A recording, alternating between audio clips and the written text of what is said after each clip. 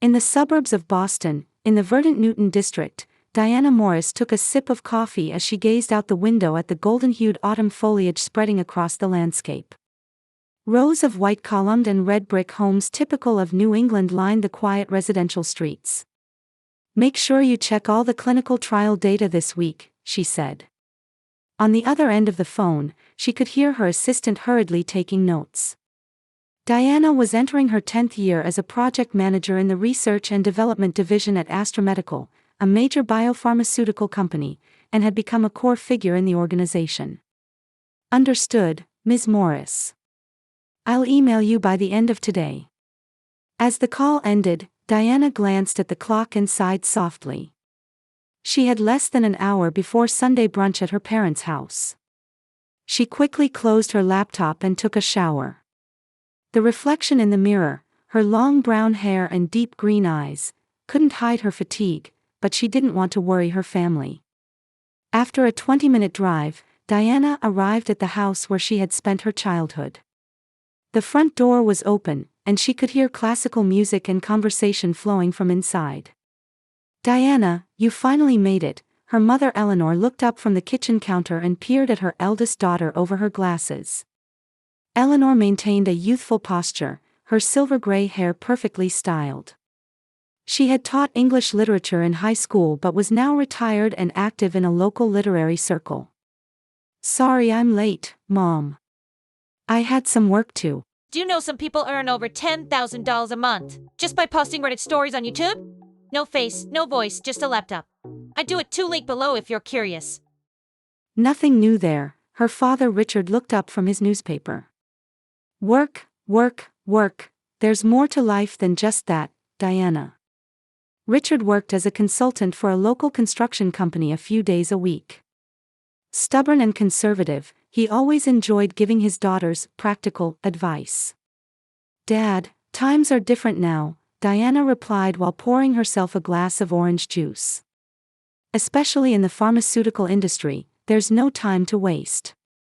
"But I still made time to come, didn't I?" Just then, they heard lively footsteps coming down the stairs. Samantha Morris appeared with tousled hair. "Everyone, listen. My artwork is going to be featured in a special exhibition at the gallery." Her sister Samantha had graduated from a local art school and had bounced between various art-related jobs. Without a stable income, she relied on financial support from her parents while claiming to pursue artistic freedom. "That's wonderful." Richard put his newspaper aside and stood up to embrace his daughter. "As always, our artist is shining bright." Eleanor smiled happily. "I'm so proud of you, Samantha. You're becoming famous in this town." Diana smiled quietly and congratulated her sister. She was truly happy for her sister's success, but she couldn't deny the slight twinge she felt in her chest. "And you, Diana? How's work?" Eleanor asked perfunctorily. "I was appointed leader of a new anti-cancer drug project last month. It's our biggest project in 10 years. Well, Richard said while scanning through the brochure for Samantha's exhibition. "Just don't work yourself sick." The conversation quickly returned to Samantha's artistic endeavors. Throughout brunch, the parents eagerly questioned Samantha about her latest works and praised her creative vision. The topic of Diana's promotion passed by quickly, as if it were a routine occurrence. "Samantha has real talent," Eleanor said while clearing the table. "She's always been special since she was young.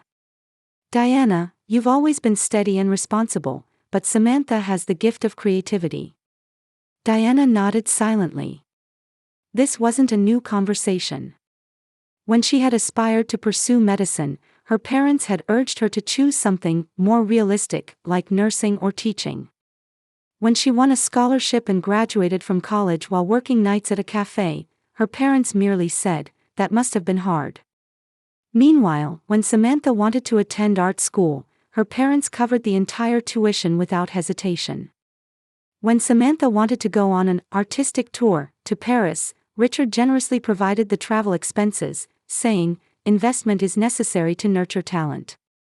"By the way, Dad, how's your car doing?" Diana asked while sipping coffee in the living room. Richard frowned. "Terrible.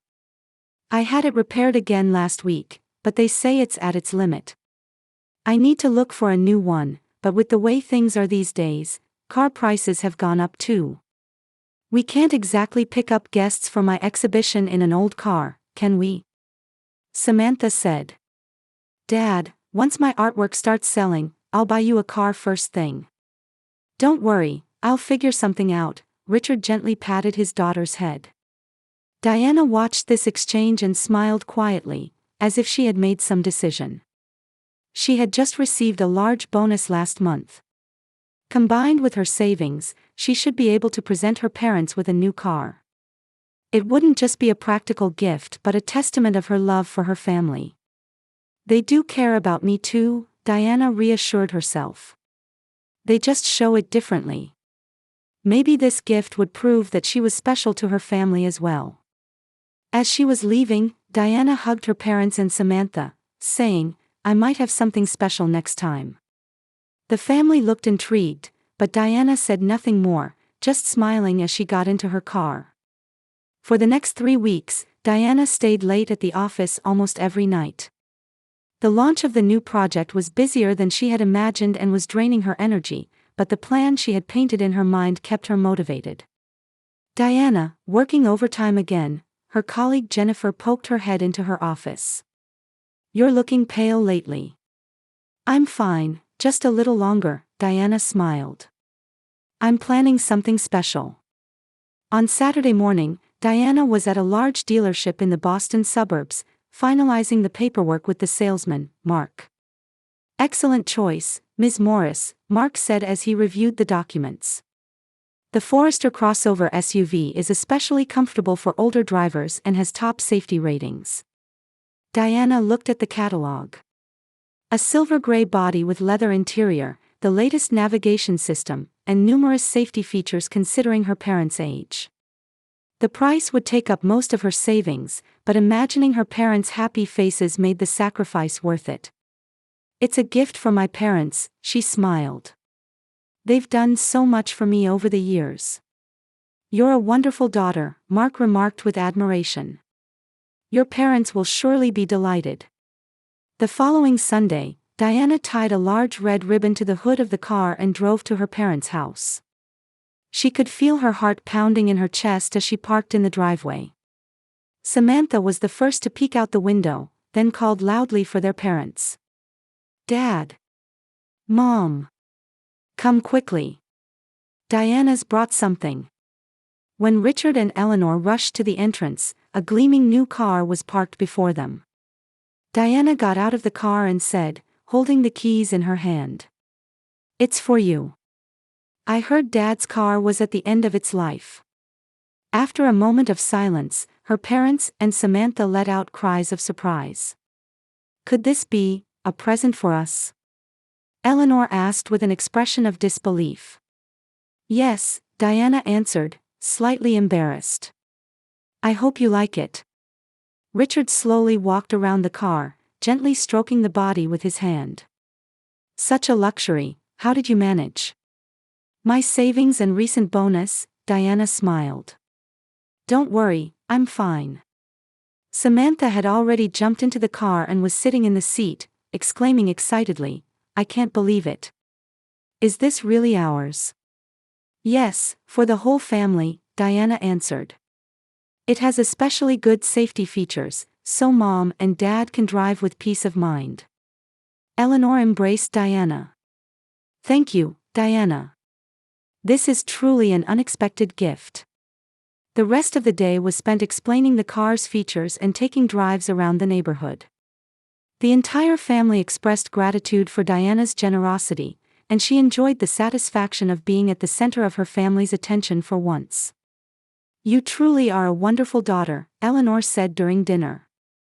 "We're so fortunate." "Indeed," Richard agreed. "We've always been proud of you." Diana smiled, thinking to herself, "This is what I've been looking for." However, that sense of happiness didn't last long. The first sign came 2 weeks later. When Diana visited her parents on the weekend, they had just returned from brunch with friends from the neighborhood. The Johnsons were full of praise for the new car, Eleanor said happily. Everyone was so envious. That's wonderful, Diana answered with a smile. How's the ride? Excellent, Richard said. We're truly fortunate to have such a magnificent car. Diana felt slightly uncomfortable. There was no mention in her parents' words of the fact that she had given them the car. But she thought it was probably just a matter of phrasing. About a month later, Diana accidentally ran into her mother's friend, Barbara Clark, in the supermarket parking lot. Diana, it's been a while. Barbara called out as soon as she spotted her. Your parents got themselves a lovely new car. They seem very satisfied. Yes, I'm glad they like it, Diana smiled. Eleanor was saying how years of saving finally paid off, Barbara continued. She said it's perfect for their retirement enjoyment. Diana maintained her smile, but inwardly her sense of discomfort grew. Were her parents telling their friends that they had purchased the car themselves? That suspicion turned into certainty at the next family gathering.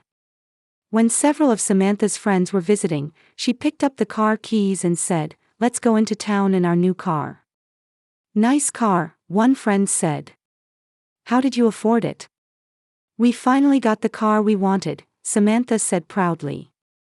Doesn't a family deserve this kind of luxury? There was no mention of her sister's contribution. Diana sat in the living room, listening to the conversation. Shock and disappointment quietly spread within her. A month later, Diana visited her parents' house for the first time in several weeks. She had deliberately kept her distance, needing time to sort out her feelings. How have you been? Eleanor embraced her daughter. I was worried since we haven't seen you lately. Work has been busy, Diana said, half truthfully. I'm a bit tired. During dinner, Samantha enthusiastically talked about her new art project, and her parents listened attentively. When the topic shifted to the car, Richard began speaking about our new car. Every time the word "our" was repeated, Diana felt a tightening in her chest. Speaking of which, Diana interrupted the conversation. A college friend is coming to town next weekend. Could I borrow the car? It would be more convenient than using taxis. A moment of silence fell around the table. Well, of course, Eleanor said slowly. But drive carefully. I won't complain since it was your choice of car, but it's really difficult to handle. Diana couldn't hide her surprise. My choice of car? Yes, the model you chose, right? Richard continued. The steering is heavy, a bit hard for us older folks. Diana nodded silently. Her heart was full of pain. For the rest of the day, she hardly spoke. As she was leaving, she gazed at the car parked in the driveway visible from the window. Its silver-gray body no longer seemed a symbol of her kindness but a monument to ingratitude. Diana's cell phone rang on Sunday morning. She was immersed in reviewing experimental data and initially intended to ignore it, but her boss's name was displayed on the screen. Diana, I'm sorry, but executives from the Chicago branch are coming tomorrow, Dr. Harrison, the department head, said hurriedly on the phone. They want to see the progress of your project directly. Could you give a presentation in the conference room at 9 a.m. tomorrow? Diana took a deep breath. I understand. I'll prepare. After hanging up, she checked her calendar. Important clinical trial data was scheduled to arrive tomorrow morning. She needed to get to the office early to review it before preparing for the presentation. Moreover, her car had been in the repair shop since last week. This is a problem, Diana murmured. She couldn't rely on taxis at this timing. Public transportation wasn't frequent early in the morning either. She reluctantly decided to call her parents' house. Hello, Mom. Diana. How unusual to call on a Sunday, Eleanor's voice had a hint of surprise. I actually have a very important meeting tomorrow, Diana explained the situation. My car is being repaired. If it's not too much trouble, could I borrow the car just for tomorrow morning? On the other end of the phone, there seemed to be some hesitation from Eleanor. I see, hold on, let me ask your father. Through the receiver, Diana could hear her parents discussing something in low voices. When Eleanor returned, her voice was slightly stiffer than usual. Can you come over today? I think we should discuss this. I'll come right now, Diana answered, feeling an ominous premonition. An hour later, Diana was standing at the entrance to her parents' house. As she opened the door, she could hear Samantha's voice from the living room. She was sitting on the sofa with her parents. All three had expressions as if they were holding some serious family meeting. Hello, Diana entered the room and greeted them with slight tension. Sit down, Richard indicated with his hand. His tone suggested Diana had done something wrong. Diana sat in the armchair and looked at each of their faces in turn. Is something wrong? Since you called about the car, Eleanor began, we had a little discussion among ourselves. About that, I only need it for tomorrow, Diana quickly explained. I have an important meeting and need to get to the office early in the morning. My car is being repaired. We understand, Eleanor interrupted. But if we're going to lend and borrow the car, we should establish proper rules. Diana frowned. Rules? Yes, Richard opened his mouth. The maintenance costs for the car are surprisingly high. Gasoline, insurance, and we have to consider the depreciation as well. Diana was momentarily at a loss for words. But I bought that car. That may be so, Eleanor sighed. But if you're going to use it, please pay $1,000 each time. The fuel efficiency is poor too. Shock hit Diana like a wave. $1,000. You're joking, right? Samantha snorted. Doesn't it suit us better than you? It's our car now anyway. Diana stared at her sister. Samantha's face had the smug expression she'd often seen since childhood, the look she had when she received her parents' favor and teased her sister. Dad. Mom. Diana shifted her gaze to her parents. I bought the car for you. So the family could use it. And now you're saying I have to pay $1,000 when I want to use it. It's rude to attach conditions to a gift, Richard frowned. You gave us the car as a present, didn't you? Of course, but once you've given a present, it's no longer yours, Eleanor said with a stern expression. It's our possession. Diana silently looked around at her family's faces.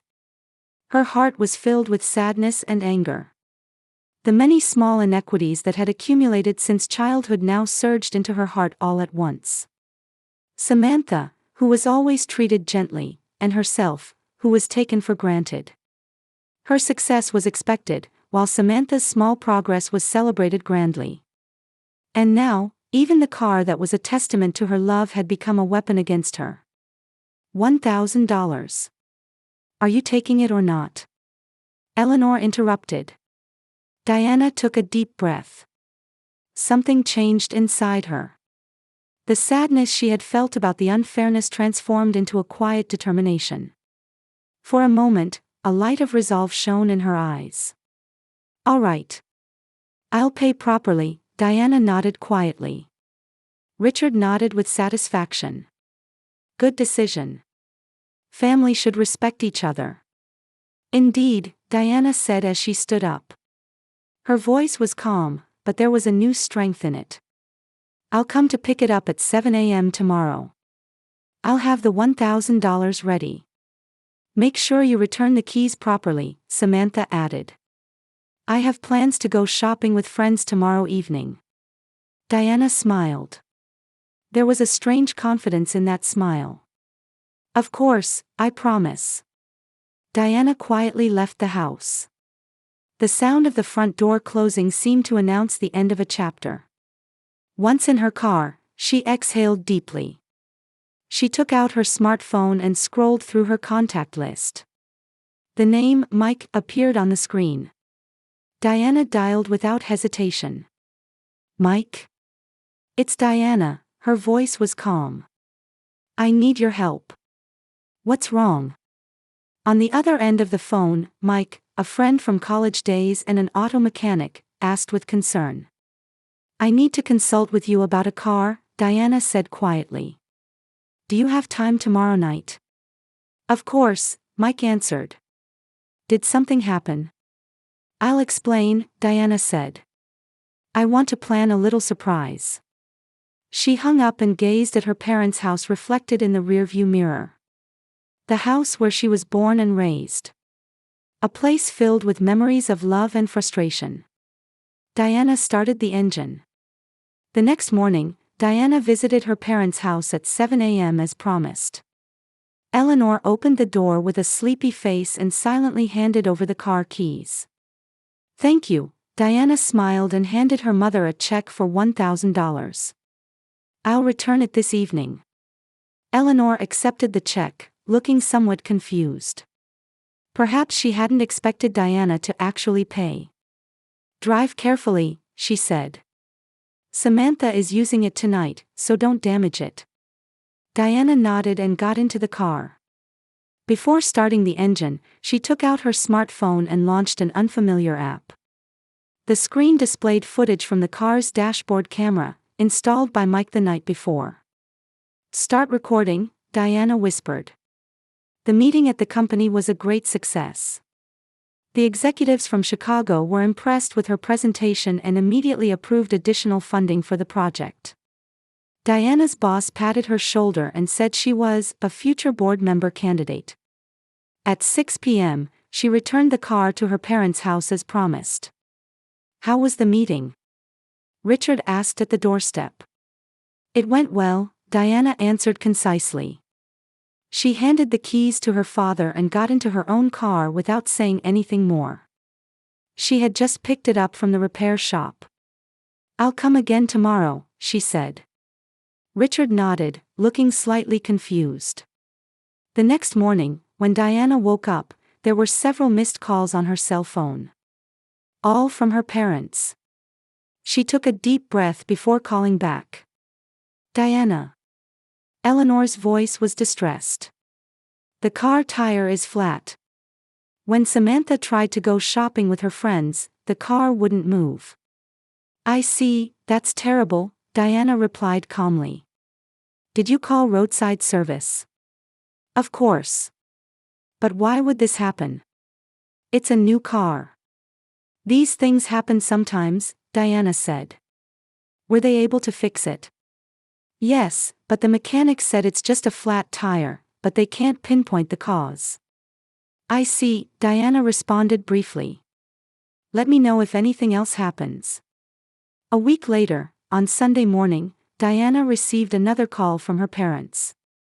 This time, the same tire had gone flat again when Samantha was about to leave for brunch with her friends. In the same spot. Samantha's angry voice came through the phone. I was late meeting my friends and felt so embarrassed. That's unfortunate, Diana feigned composure. Why don't you replace the tire with a new one?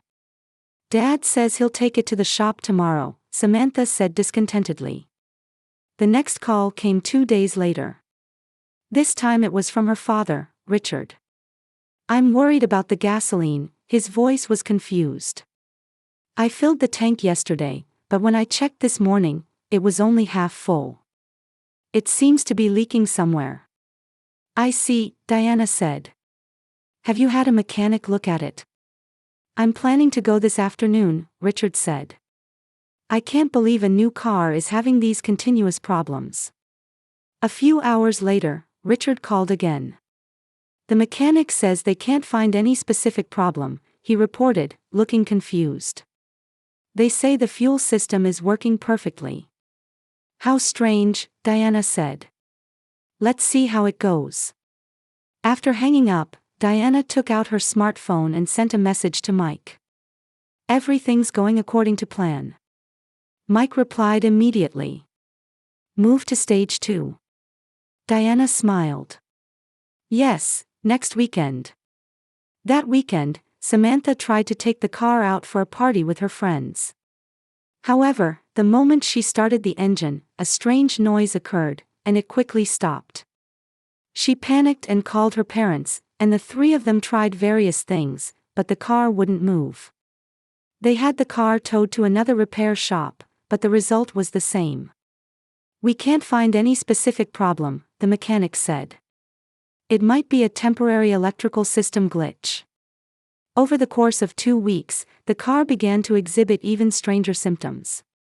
The air conditioning suddenly changing from cold to hot air, windows moving up and down on their own, the car stereo unexpectedly becoming extremely loud, all of which were unexplainable to the mechanics. Finally, Eleanor lost her patience. "This car is cursed." She called Diana in indignation. "There's some trouble every week." "No way," Diana said. "Modern cars shouldn't have such issues." "But it's true," Eleanor said in a voice on the verge of tears. "Samantha has been embarrassed in front of her friends with flat tires multiple times, and Dad has to go to the gas station every week." After hanging up, Diana looked at her calendar. A month had passed. She sent a message to Mike. "Should we go to the final stage?" "Roger," Mike replied. "I'll set it up this weekend." That weekend, when Diana visited her parents' house, she was confronted with a family with expressions more tired than she had ever seen. In the living room, the three of them sat looking disgruntled. "What's wrong?" Diana asked. "Are you feeling unwell?" "This car is at its limit," Eleanor said. "It gets a flat tire every week, and the fuel costs are too high." Richard nodded. "No mechanic can figure out the cause. We don't want this car anymore." Samantha added, "All my friends call this car the problem car." After quietly listening to their complaints, Diana calmly asked, "So, what do you want to do?"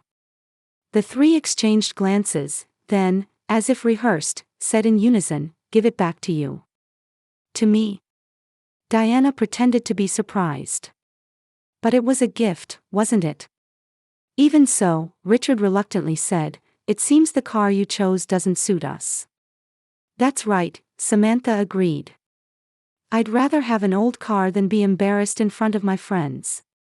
Diana pretended to think for a while, then slowly said, "I understand. I'll take the car back." The next day, she brought Mike to her parents' house. Mike opened the hood of the car and began checking something. The whole family stood around watching him. After 10 minutes, Mike stood up with satisfaction and started the engine. The car ran perfectly. "This should fix the problems," Mike said with a serious expression. "I've resolved the tire issues and the fuel efficiency problems."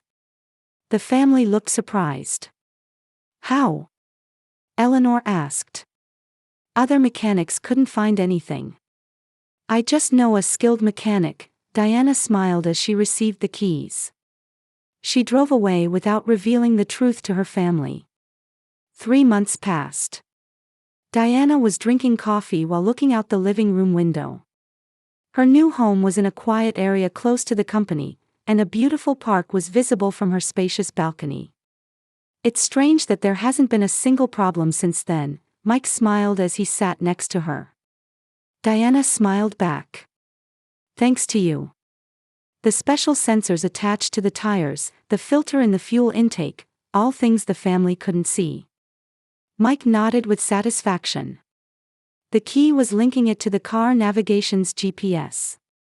I programmed it to activate whenever they drove near the places they usually go." "It was a perfect plan," Diana said. There was no sign of regret in her expression. "The car still runs beautifully, and it's convenient for my research team's commute." The phone rang, and Diana was slightly surprised to see the display. It was from Samantha. Calls from her sister were rare. "Hello? Dee?" Samantha's voice sounded softer than before. "I have something I want to ask."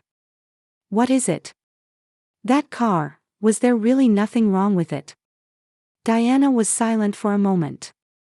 That's right, she answered briefly. I see.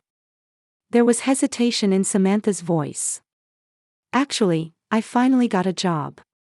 Assistant manager at a local gallery. The pay isn't great, but it's stable. Congratulations, Diana said sincerely. She didn't resent her sister. She couldn't blame Samantha for the gap between the sisters created by their parents' attitudes. A few weeks later, there was also a call from Richard. How have you been lately?